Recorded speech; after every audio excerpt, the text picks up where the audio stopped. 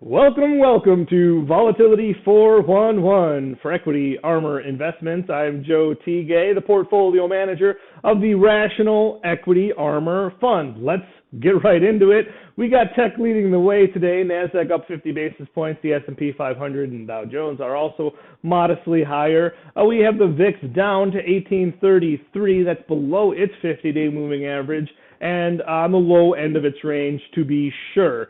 We have a 3-day weekend coming up, and the VIX usually is lower ahead of those holidays.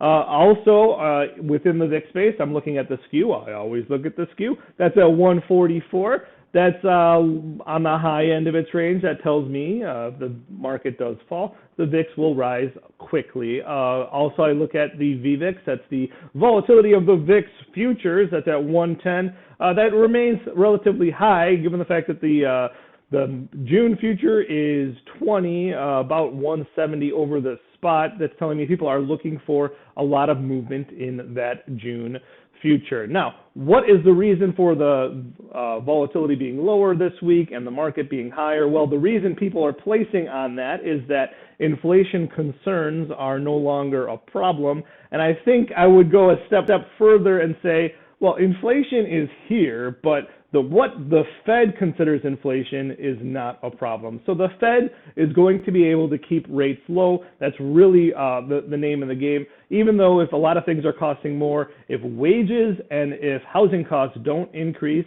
that's not going to affect the Fed. And the Fed's going to say, hey, inflation is not a problem, and we can keep rates low. Low rates, good for tech stocks. Again, that's where we're seeing leadership this week. For Equity Armor Investments, I'm Joe Tigay.